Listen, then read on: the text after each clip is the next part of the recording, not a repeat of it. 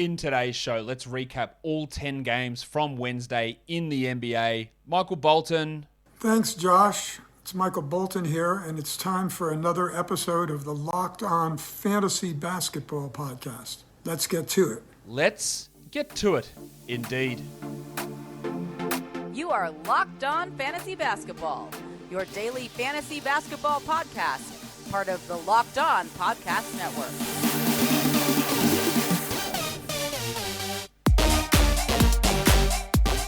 Hello and welcome to the Locked On Fantasy Basketball Podcast, brought to you by Basketball Monster. My name is Josh Lloyd and I am the lead fantasy analyst at basketballmonster.com and at Yahoo Sports Australia. And you can find me on Twitter, as always, at redrock_Beeble and on Instagram at Locked On Fantasy Basketball. Thank you for making the Locked On Fantasy Basketball Podcast your first listen every day. We are free and available on all platforms, and we also have a Locked On show for whatever your favorite team is. So go and check that out wherever you get podcasts or on YouTube. We've got 10 games. So lots to talk about. Let's start off with some news. Nikola Jokic, Big Chungus.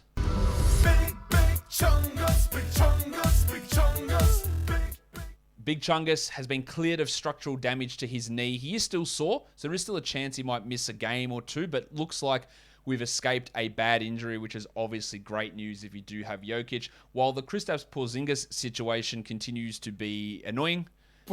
Yesterday, he left the game after a terrible showing with back soreness, and then Jason Kidd was after the game, how is he? And Kidd responded in his eloquent and elaborate manner, fine. And now he's popped up back on the injury report as questionable. Is Kidd saying fine because he was annoyed? Is Kidd saying fine because he has no idea? Is Kidd saying fine because they faked the injury because Porzingis was playing poorly and he cracked the shit? Who knows? I feel like there's just something smells wrong there. I don't know what it is. We'll monitor that with Porzingis.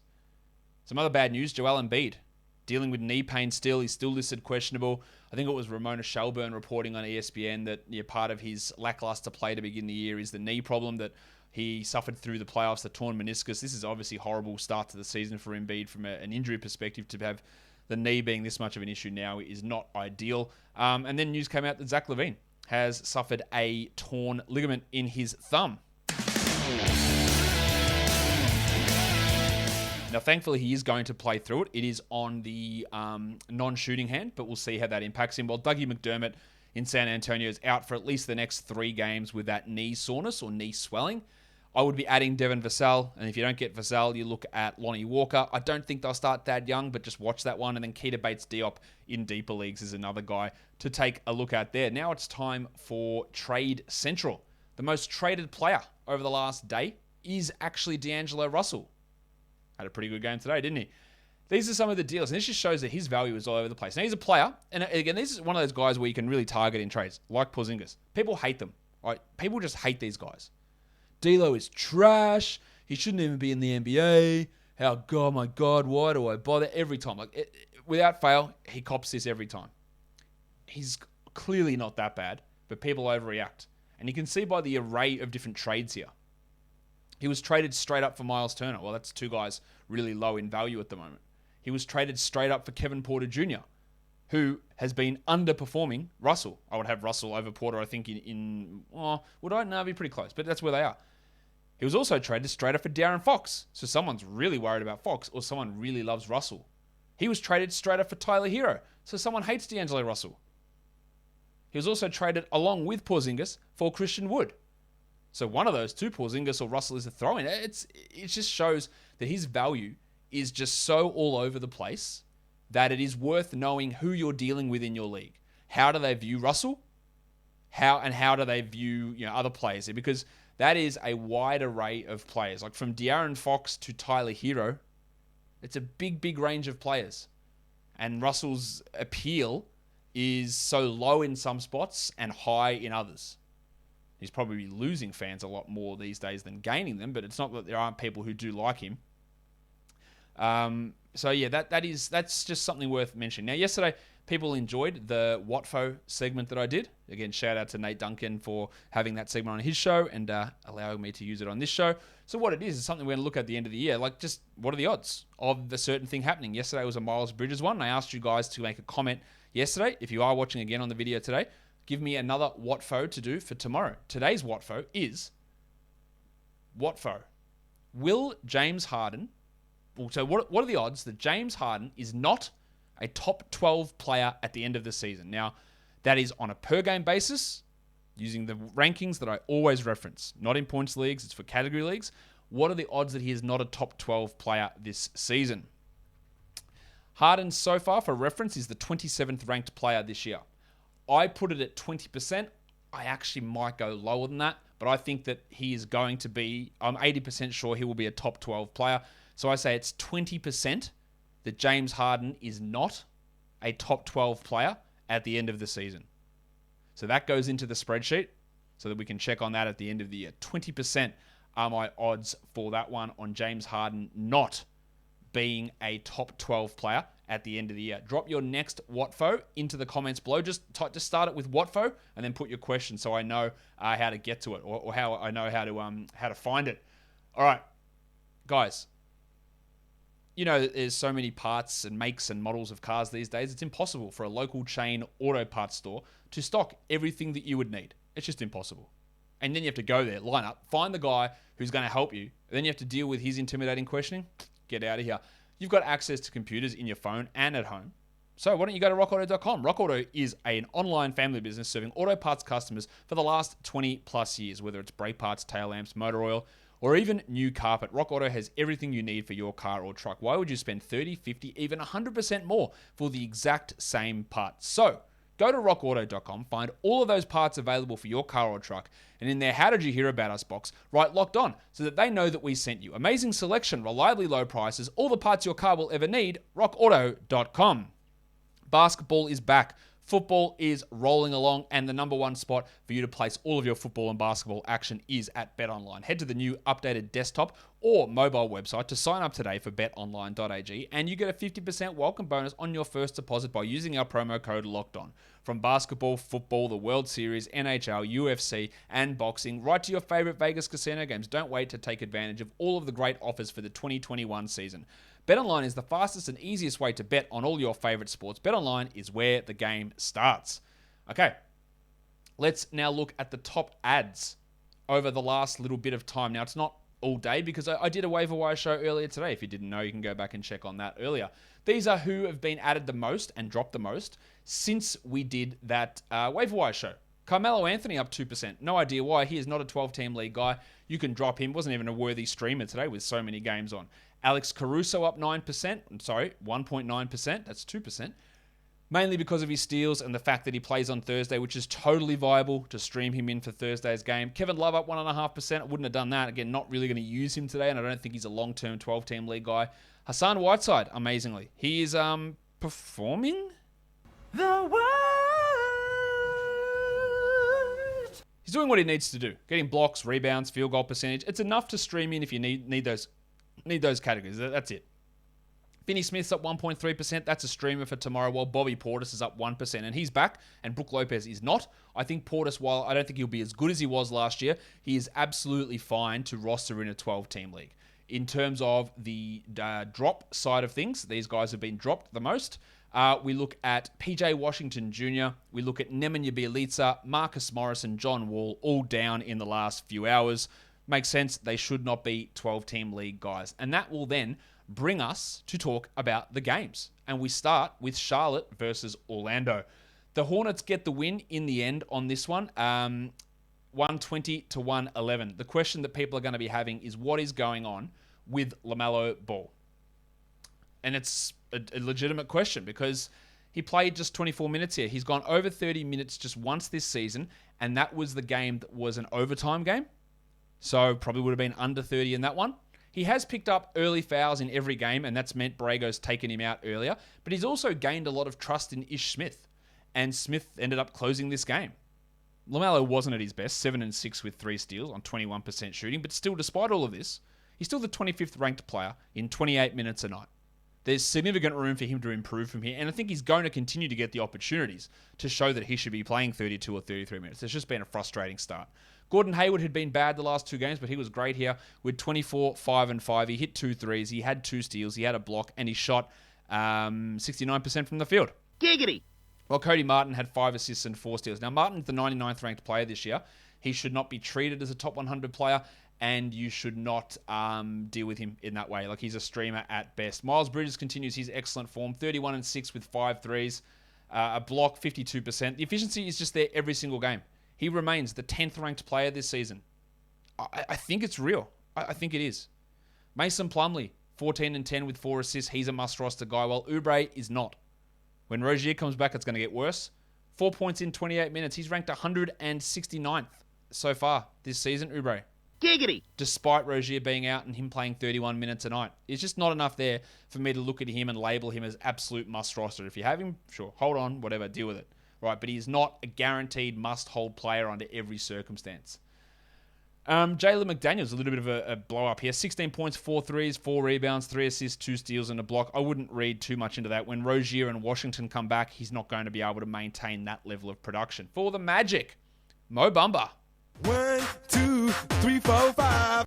The Bamba and Carter combination is working pretty well. 14-10 for Mo with 2 threes, while Wendell had 20-10 with 2 threes. I have no idea what happens when Isaac and Akiki return, but these two are playing at a really high level and need to be rostered. They're both top 60 players, and Karl-Anthony also 3 straight good games. 24, 5, and 6 with 2 threes. 35 minutes for Cole. I don't know what happens when Fultz returns. Again, do they value Fultz more than Anthony and Suggs? I don't know. You got to have Karl-Anthony for now, and then we'll have to see what happens later on. Franz Wagner. Again, playing well. Top 100 player this year. 15 points, 3 threes, steal, block, rebound, assist, 71% shooting. I think he's better than Akiki. I think the Magic view him as better and more important than Akiki. So when Schumer comes back, I think Franz is still going to start. So he should be on a 12-team roster. And I am still holding Jalen Suggs. Barely, but I am holding him. Rookies, I like to give, rookie point guards especially, I like to give them a month at least to see what happens. 8, 5, and 4 in 36 minutes. Now, the 36 minutes should get you excited. All right, really happy with that. 27% shooting is dreadful. No threes, 1 steal, like all that shit else. He's the 200th ranked player. He's been bad. I still am not dropping him. I'd like to see what happens over this first month before I make any decision along those lines. We're not at that point just yet. The next game we take a look at is the Atlanta Hawks and the New Orleans Pelicans. The Hawks get the win in the end. Maybe a little bit fortunate, some might say. Trae Young, 31, 5, and 7 on 36 minutes. He's up to the 11th ranked player. This is really, really good from Trae to start this season after he wasn't able to be a top 20 player last year.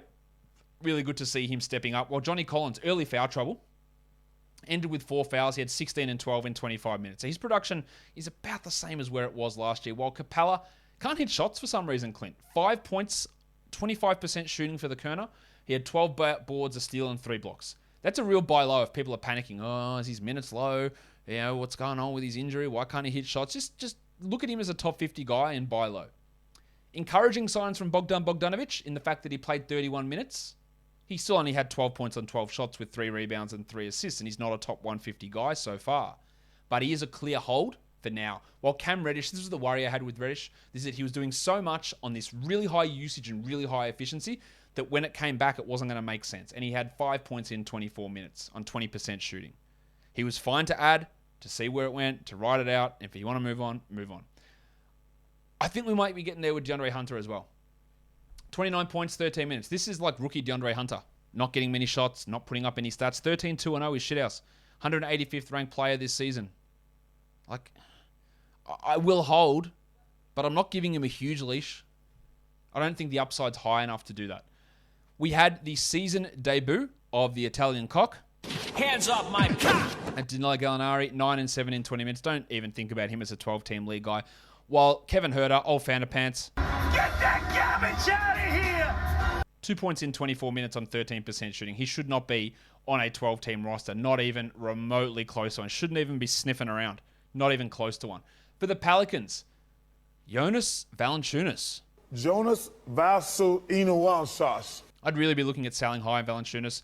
36 minutes, 16 and 15 with a steal and a block. Now, when Zion eventually returns, who knows when, there will be a reduction in usage and probably in minutes too. And it's going to occur for him and for Devontae Graham, who had 21, 5, and 6. Now, Graham, who you know I was pretty low on heading into the season, he's been impressive, like very impressive. Really good, and the field goal percentage isn't killing you. Love what he's done. Speaking of field goal percentage killing you, Nickeil Alexander-Walker had 6 points on 14 shots. That's obviously horrendous. He had 3 rebounds, 3 assists, and he didn't hit a 3. But he's been good. He's the 80th ranked player this season. Don't worry too much about that. While Herb Jones continues to start over Trey Murphy, neither of those are 12 or 14 team league guys. While Ingram had 20 points in 39 minutes with 2 blocks. Some rough shooting, but just overall solid numbers again from Ingram. Satoransky out of the rotation. Josh Hart didn't play in this one while Garrett Temple got hurt too. So Kyra Lewis had 6 points in 16 minutes. I really want Kyra to grab hold of something, but it's just not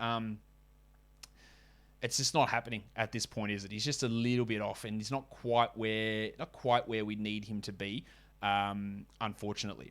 But if you are where you need to be, and that's at home, and you need something delivered, some delicious food, Postmates is the place for you to go. With Postmates, you can get all of your favorite foods from local restaurants in your neighborhood delivered without leaving your house, and even better, not even getting in the car or worry about finding a parking spot. And Postmates isn't just burritos and sushi. You can order things like toothpaste and phone chargers on demand too. That's because places like Walgreens and 7-Eleven are also on Postmates.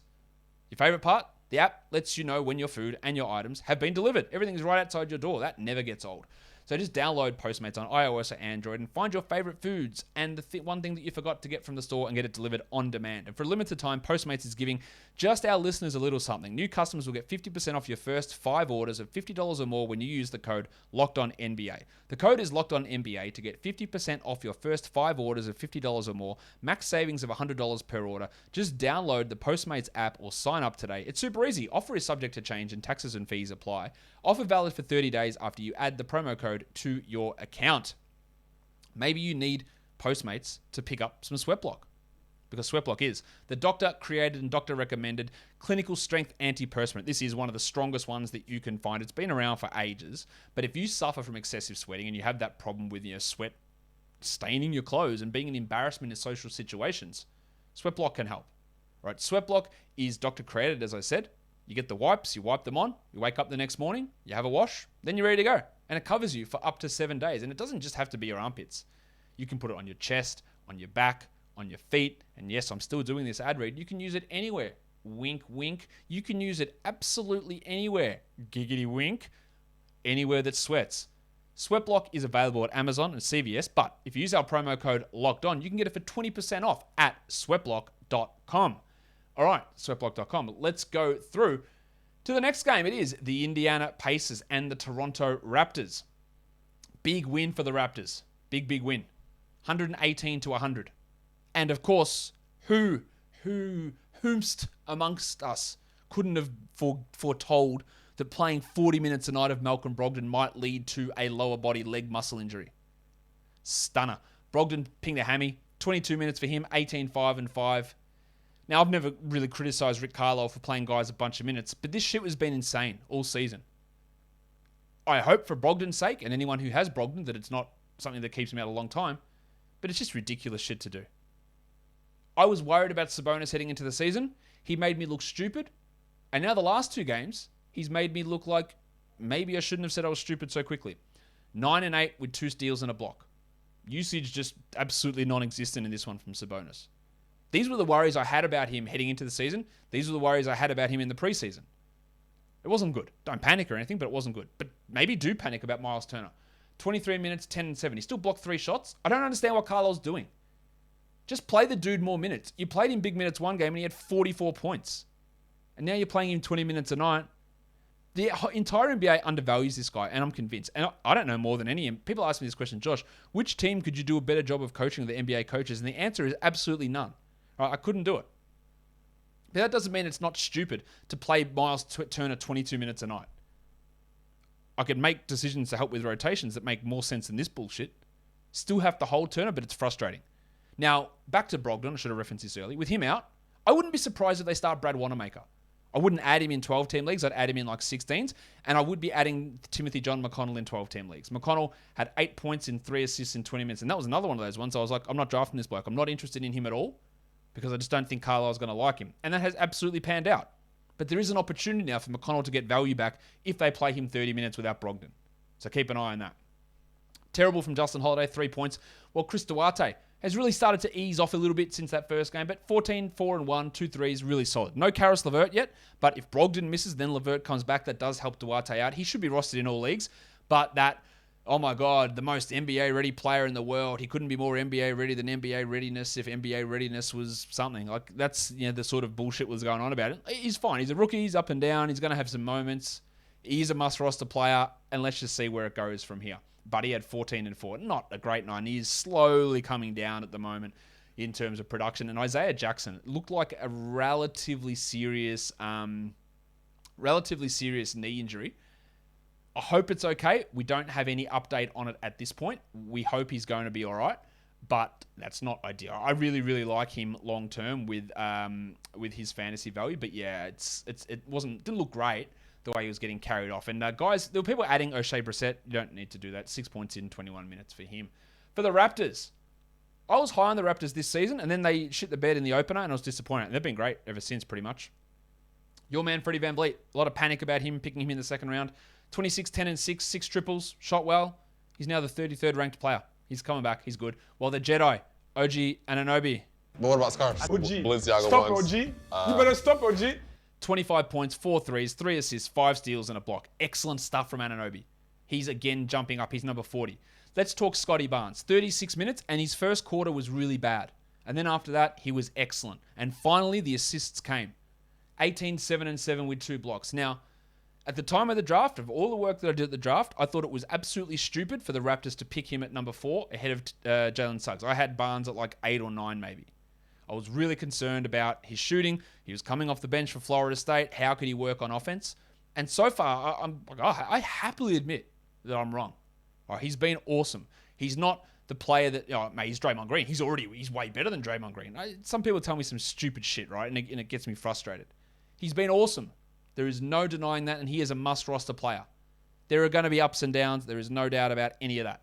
But he has definitely proven me wrong so far.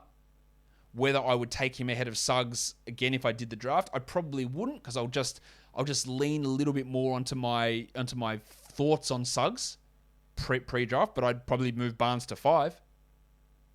Probably move him up to 5. Yeah, I'd feel okay about that. But just not over Suggs yet. But he's getting closer. I also didn't like the pick of Delano Banton, but he's been great as well. He took over from Goran Dragic. 10 points, 3 assists, 2 threes, 1 block. Deeper leagues, add him. 16s, 18s, 20s. I'd add Delano Banton. It looks all right. Gary Trent, he did Gary Trent things. He had 12 points on 29% shooting. He did have 5 steals, which is awesome, but he just has these terrible shooting nights. Now, if you want him in a 12-team category league, knock yourself out. Like, that's fine. But to me, he is just not that absolute must-roster guy. There's just too much uncertainty. While I'm dropping with the wiki Chris Boucher, 5 and 3 in 18 minutes with 2 steals and a block. People look at what Boucher did in fantasy last year, and they think it translates to him being a good player.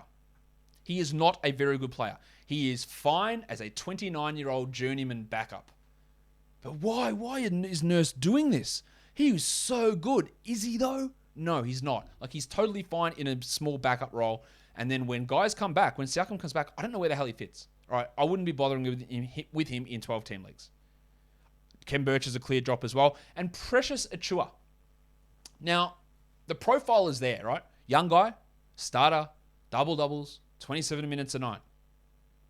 But are we ever going to see it? I still think I'd hold him, but he's ranked 204th. He had 10 and 6 on terrible percentages again. He blocked 1 shot. He doesn't hit threes. Doesn't get assists. It's just very empty. I'm real close to saying, just don't worry about this. Just get rid of him. Like, I'm just real close to it. He's fine on court. Actually, he's not that fine on court. He's all right on court. But it just is not giving us anything fantasy-wise. Like, just nothing at all good is coming from his minutes at all at this point, which is unfortunate because the opportunity is clearly there.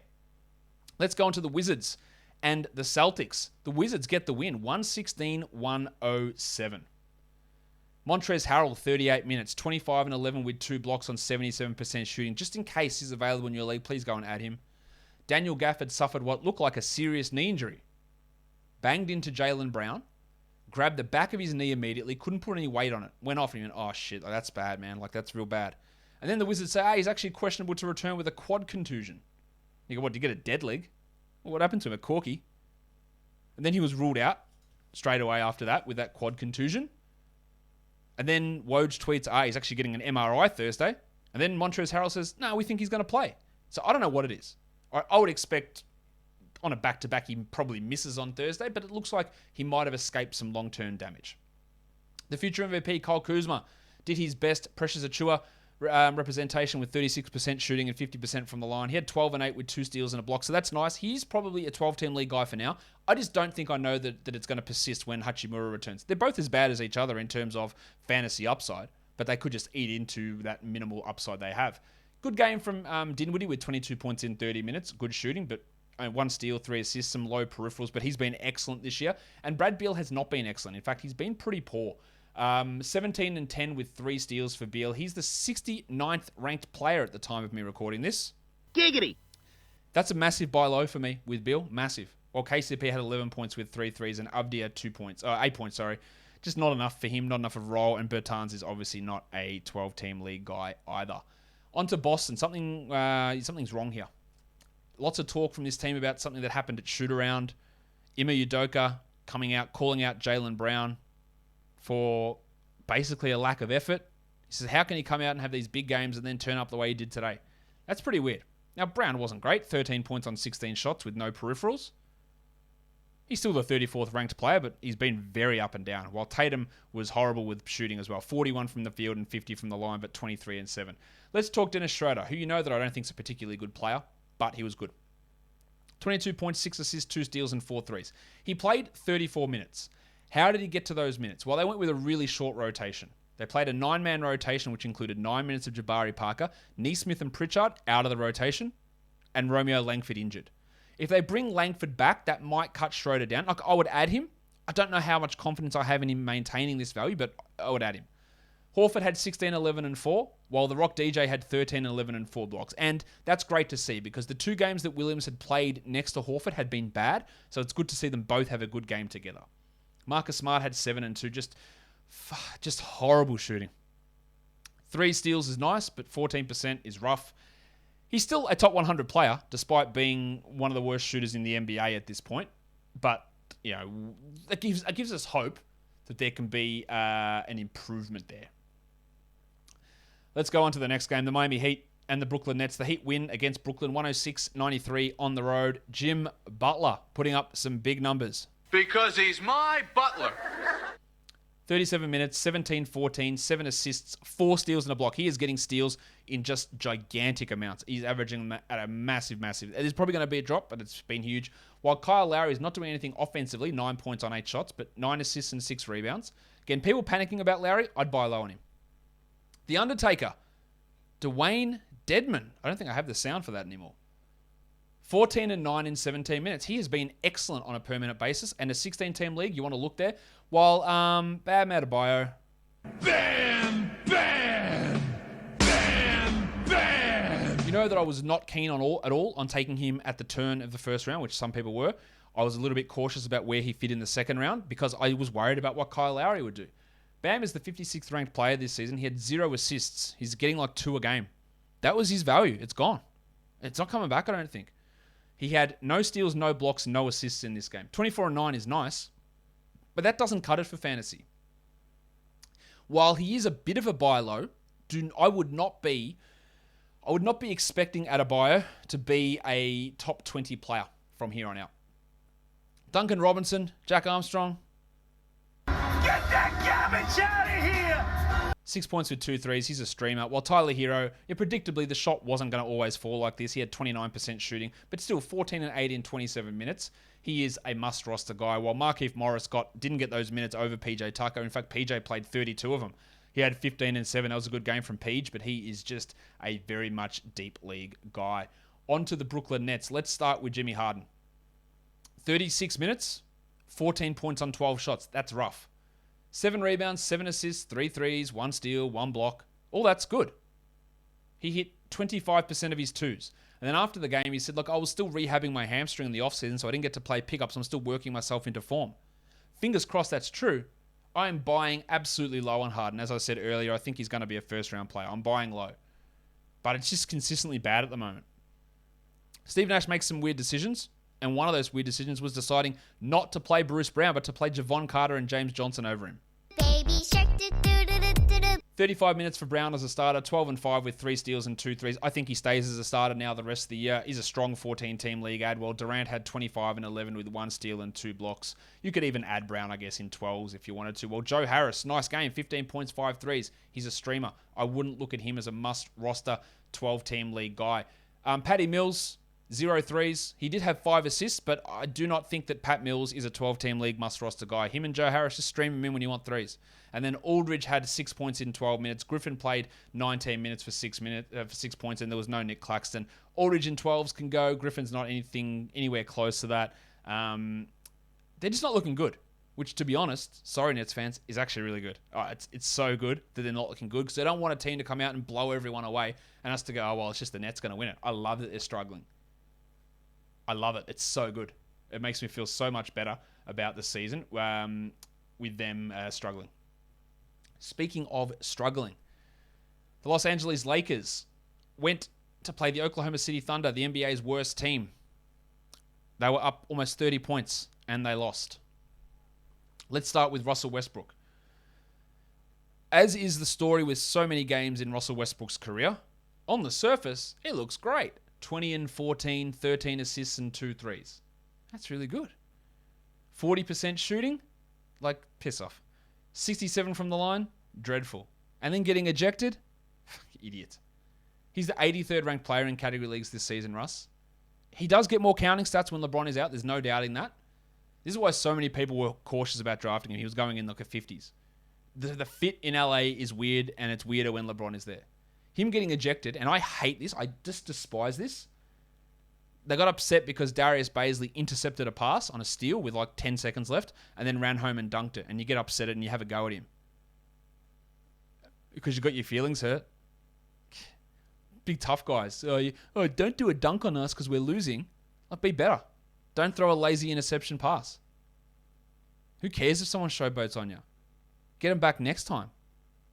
This bullshit unwritten rule that teams who are up are supposed to dribble the ball out, that garbage needs to get out of sports forever. It's embarrassing. I'd be embarrassed to get upset that someone scored on me because I wasn't trying. Embarrassing. It's so embarrassing. Imagine thinking that. They shouldn't have scored on me because they've already won. Just play, mate. Good that he got ejected. I think Anthony Davis's knee's all right. 30-8 in 37 minutes, while Bazemore had 11-2-4. Now, he started poorly, Bazemore. The last couple of games have been okay. At least some stream value there. Rondo had 6 assists, cool, while Monk had 9 points in 32 minutes. Didn't really get any usage at all starting for LeBron. I imagine LeBron will be back soon. While Melo had 13 points in 31 minutes. Poor shooting. Melo is a streamer. 14-team league guy, and that's it. Like, he's not a 12-team league player. While Avery Bradley had a quick 13 points in 17 minutes. The Lakers are missing a bunch of guys. Ariza, Horton Tucker, Nunn, LeBron. They're all missing. But they need to be better than this. You can't lose the worst team in the NBA. Speaking of Darius Bazley, 20 points, 4 threes, 6 rebounds, 4 steals, and 1 block. Do I believe? No, but that's really good. That's the idea of Darius Bazley that we were excited about as a flyer pick last year at the end of drafts. Oh, maybe with a chance he can fill up some multiple categories. Unfortunately, he's been dreadful in almost every game, but this was great. Shea was awesome as well, 27-9-5. Or Joshy Giddey. Just, if Josh Giddey's on your wire, just please add him. There's absolutely no excuse not to. 18-2-10. 32 minutes, 54% shooting. He's going to have some free throw issues. He's going to have some field goal issues. He's a must-roster guy. Well, Isaiah Roby, I can't figure this shit out. To be honest, Mark Dagnott said he can't figure it out either. He was out of the rotation yesterday, and then with Favors back, he plays 16 minutes and has 13 points. Just keep an eye on that center spot, while Jeremiah Robinson-Earl, who was great yesterday, played 6 minutes. Favors had 26 for 15 and 6, while Lou Dort, nice game from him, 17 and 6. A bit empty across the board, not a 12-team league guy still. Well, Pokusevski had a 7 trillion. Tony Snell would be proud. I do not think there is any basis in holding Pokusevski in 12-team formats at this stage. Let's go on to the next game. The Minnesota Timberwolves, who, let's be honest, look pretty good at the moment. 100 after that, despite that loss to the Pelicans, 113 to 108 over the Milwaukee Bucks. That is just really, really impressive stuff. Towns, he's on a quest to be the number 1 player. 25, 3 and 5, 3 blocks and 3 threes. He's there at the moment. He is number 1. While D'Angelo Russell, who I referenced earlier, 36 minutes, 29, 5 and 6, 48% shooting. Good stuff from him. And they made a change to their lineup. Jared Vanderbilt moved in ahead of Josh Okogie and had 10 and 13. Now, if you need rebounds, Vanderbilt can do it. Great rebound streamer. Not must add 12, I wouldn't have thought, but enough value to look at in 14 teams. Well, Goose, Anthony Edwards.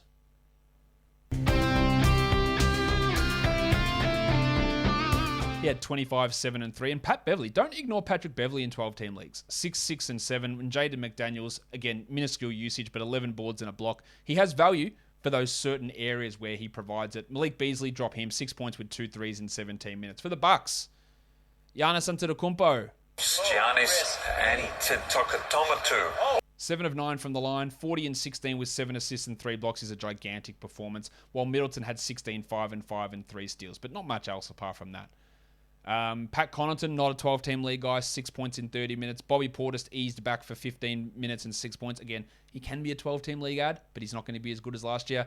Grayson Allen had 13 points with 3 threes, and George Hill contributed 4 assists and 3 steals. But they just need players back. They just need Drew and Brook back, and I don't know when they're coming back. Hopefully, it is soon. But they're struggling a little bit, which is understandable given the players they have out. All right, let's head on to the next game. The Sacramento Kings and the Phoenix Suns.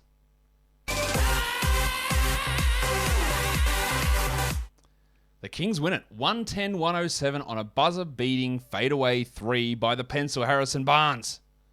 Barnesy! The Kings were up big in this one, then the Suns came back, but what a win for Sacramento on the road. Buddy Hield was excellent. 26 points with 7 threes, 5 rebounds, 2 steals, and 2 blocks. Yeah, that's obviously an excellent, well-rounded fantasy game. It's also not what he usually does. We hold him. We still worry a bit about the 27 minutes, but it's a good sign.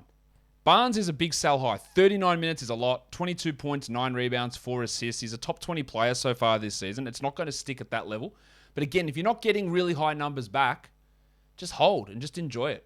Rashawn Holmes had 12 and 12, while Tyrese Halliburton played 35 minutes. And that early season panic, I think, obviously is in the rearview mirror. 15, 2 and 3, 2 steals and a block. But the panic over De'Aaron Fox is still there. 37 minutes, 18, 2 and 9, and just killing your percentages. 35% from the field, 43 from the line. A disastrous game. He is not a top 175 player this season. Now, he's obviously better than this. So you want to buy low, but I'm pretty convinced this shoulder is bothering him. But as you know, bad percentages. You get them back up, and then your field goals made, or so your points category goes up, your 3-pointers will go up, your both percentages will go up, and your ranking just will shoot through the roof. And that's what he needs to happen at the moment. Davion Mitchell still rostered in far too many leagues. 19 minutes, 5 points with 4 assists. He's the 236th ranked player, yet he's rostered in like 50% of leagues. There is no need for it. Please, you can do a lot better with a 12-team roster spot than having him in it. DeAndre Ayton, big game from him. 34 minutes, 21 and 21. That's his best game for the year. We want to see more of that. We also want to see more of this from Booker. 31, 6 and 8. So it's 8 assists. And they're the sort of numbers that pushed him to be a top 15 sort of player a couple of years ago. And then Chris Paul's arrival cut that down. I hope he can continue it. I don't think he will. Bridges had 15 and 5 with 2 blocks, just a standard Bridges game. Well, it wasn't a great one from Chris Paul, only 6 points, but 6 rebounds, 8 assists, and 2 steals. 10% shooting, obviously, does not help. While Crowder had 10 points, if I can find it. Sometimes may be good, sometimes may be shit. He had 2 threes with 2 steals and a block, just a streamer, while Alfred Payton, with replacing Cameron Payne, had 10 points in his 13 minutes. That's just a deeper league type situation. Let's go to the next game now. We are looking at the Memphis Grizzlies and the Portland Trail Blazers. This was a pretty large blowout.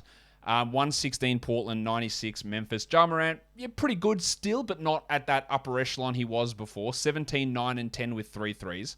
42 from the field, just the 1 steal. But we're still encouraged by the volume of threes. Just wasn't his best night. While Des Bane, 23 minutes, 19 points and 4 threes. Absolute must-roster player. He did cop a whack in the head and went to the locker room and never returned. I expect that's mainly because of the score here. We got a John Conchar special 7, 7 and 4, but he's not anyone to really care about. And then it was shit nights from Jaren Jackson and Steven Adams. 7, 2 and 4 for Triple J on 23% shooting with 5 fouls, while Adams had 4 and 7 in 18 minutes with 4 fouls. So foul trouble killed them. The game killed them. They couldn't shoot. It was just a bad night in general, and it was an even worse night for the wave pool, D'Anthony Melton, who went 0 of 8 for 0 points. He still added 2 steals and a block, which had been missing from his game earlier in the season. Don't drop him based on this. Don't drop Adams based on this. Don't drop Jackson based on this. It was just a weird game. And of course, Damian Lillard. He looked rough. like really bad to start this game, and then turned it on in the third quarter. So of course people are going to chirp, what about your stupid report now? It doesn't look like he's injured. He still did not look good, right? And this is early on. Like, he did not look good. And he still shot 27% from the field. That's not particularly encouraging. But it was better than what we've seen. Right? And again, when I said that about what I'd heard, it was literally what I'd been told. And it was a worry with how he looked and how he was shooting. But don't do anything. Don't trade him away. But definitely don't buy him low. This is still not telling me that Damian Lillard is fit and firing and at his best. Because he's clearly not. But it's a better sign. 20 and 10, 4 threes. Again, 27% shooting. Lillard is not a top 100 player so far this season. That will change. McCollum had 25 and 6 with 4 threes, 2 steals, and a block, while Anthony Simons continues to play well. 17 points, 5 threes. He's becoming like a 12-team league streamer. We didn't get Norman Powell playing in this game, but Nasir Little had 9 and 6 with a steal and a block. He's doing okay, but it's not enough for 12-team as well. Larry Nance is a drop, 8 and 5 in 15 minutes. And Bob Covington, I'm not inclined to drop Covington, but I'm not far off. 3 and 4 with a block in his 27 minutes. I am still holding Robert Covington, but if you're in a points league, he can go. If you're in a 10-team league, I'd consider it. I probably wouldn't do it, but I would consider it. But he does this often to start seasons with these stinker starts, and then things do usually tend to get better. Fingers crossed that happens again. All right, so let's now do the last game of the night. It was the Cleveland Cavaliers on the road getting a big win over the Clippers, 92-79. There was no Isaac Okoro, so we got more minutes out of Colin Sexton. The Padawan played 38 minutes, had 26 and 7 with 3 steals on 60% shooting. It was always a likelihood that he'd have a bigger game without Okoro, and it worked out pretty well. While Garland was good, just the 28 minutes is frustrating for him. 16, 4 and 6. I guess it's because ravishing Rick Rubio is playing 28 minutes as well. 15, 3 and 3. I wouldn't worry too much about Garland. But Rubio is a must-roster player. Mobley, 12 and 10 with 2 blocks, was good out there, while Markkanen continues to struggle. I just don't... In a 10-team league, I wouldn't bother. And I just do not think he's 100% a must-roster 12-teamer. Same with Kevin Love. They could be fine at the end of your bench, 10 and 10 for Love. But they're not must-rosters. Jarrett Allen continues to be just wildly inconsistent. 31 minutes, but 4 and 8. And then he'll have like 20 and 12. And then he'll go 11 of 11. Then he goes like in this one, 2 of 7.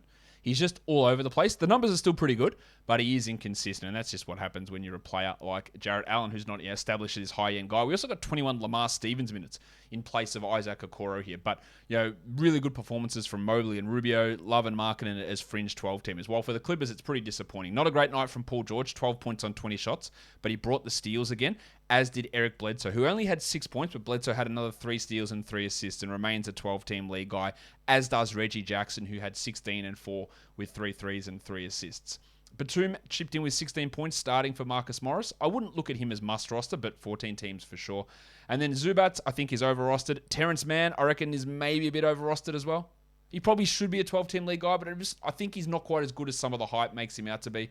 7, 3 and 3, while Hartenstein had 2 and 4 with 2 steals and a block in his 13 minutes. And Luke Kennard played a lot, but couldn't keep up the form from last game. Just overall, a pretty disappointing night from the Clippers overall. Let's have a look at the top players now across the league from Wednesday.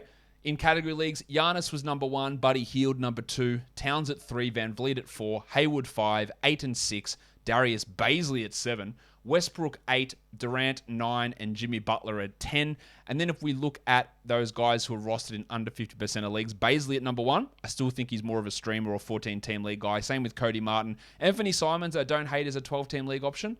Jalen McDaniels, bit of a fluke. Jared Vanderbilt's a good 14-team ad, and maybe 12s if you need rebounds. Bruce Brown, similarly, he's a 12 to 14 fringe guy. Jeremy Lamb, Alex Len, Dwayne Dedman, and Kent Bazemore. I'm not looking at those guys at anything more than deeper formats. While for points leagues, we're looking at Yanni at number 1, Jimmy Butler at 2, Devin Booker at 3, 8 and 4, Anunoby at 5, Westbrook 6, VanVleet 7, Durant 8, Harrell 9, and Trae Young at 10. And that will do it for us today. Follow this podcast, Apple Podcasts, Google Podcasts, Stitcher, Spotify, and on the Odyssey app. Give me a thumbs up. Leave your comments down below and on YouTube. Drop your WATFOs in the comments as well. Guys, we're done here. Thank you so much for listening, everyone. See ya.